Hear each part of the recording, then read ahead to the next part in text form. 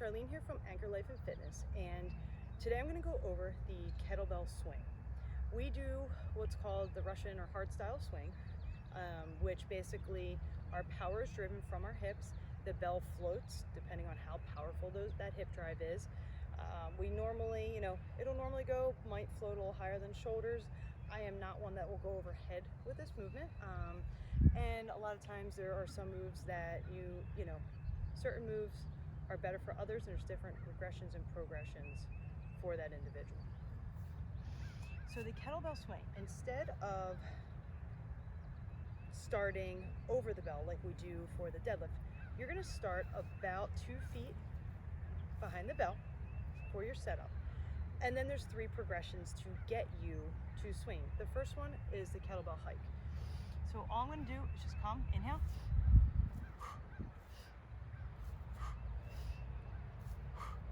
and what I'm looking for is to make sure that when you're doing it, you're not curling at your spine, you're staying stable, and you can handle this. Now, in my facility at Anchor, we don't allow someone to swing until they can safely deadlift 40 kilograms for 10 reps. It is something over years, just seeing, honestly making a lot of, training mistakes myself, that what works and what doesn't. Does someone really understand what stabilization means, how to brace? And we've come up with that number over time through some practice. And when you can get into your swings, now is where we develop that hip drive, that power, core stabilization, especially when you go into one-handed swings. And it is just a great move that I think every golfer should be doing to create more power, get more yards on your drive. Great exercise to do. So first step is that hike.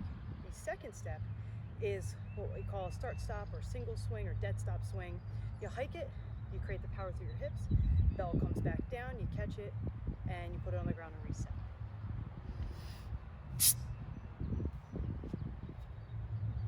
A little wobbly out here, being on unstable surface, but that's okay.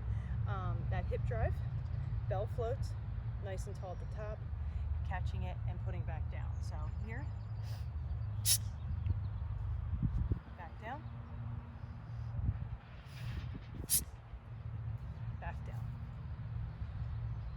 It's a great way that I like to even break it up. So even if on a training day you're supposed to swing, I like to warm up. Hey, knock out some hikes, knock out some start-stop swings, and then go into the continuous ones. Really, what this comes down to, all it is a fast version of the deadlift. It has to be explosive. Timing is everything. Timing of your breath. So you hear me, I am exhaling, doing that as I squeeze my butt. That's creating the power to float my arms up in the air. I have some tension in my lats, bell's floating, abs are engaged, I'm getting tall at the top. So imagine doing a strong plank. Basically, you're just getting tall. You don't want to hyperextend. You don't want to stop short. Full lockout, almost like you're going to do a high jump and land. We're nice and tall, nice and vertical. Imagine at the top someone's pulling a string, nice, proud. I notice a lot of people will finish their deadlift and their swing here. Okay, we don't want to do that. Obviously, some things change depending on health history and different orthopedic issues, but for the most part, general rule of thumb. So the continuous swings, this is where the bell does not return to the ground. It is all about power, speed, explosiveness. Set up the same way.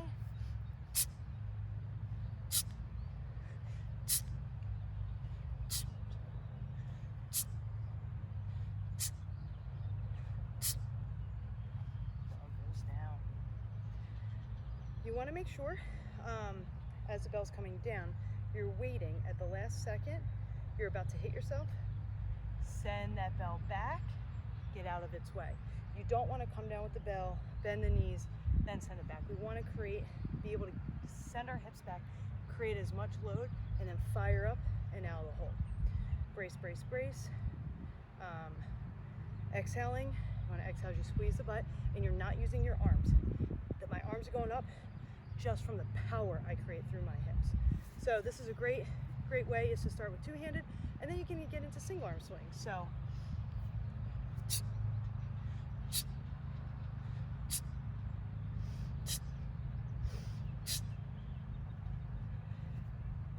doing those single arm, you're really throwing off the core. It wants to pull you off. You now have to fire up that core a little bit harder and then start swinging one-handed, get used to it the other. I generally recommend, if you're swinging, say, a 16 kilogram bell with two hands, try and drop that down 1 or 2 bell sizes to a 12. See how that feels first. Great way, also helps your conditioning. You want to be able to walk 18 holes out here. You got to be conditioned, you have to have the strength, and you have to have power, along with the mobility and stability for a good golf swing.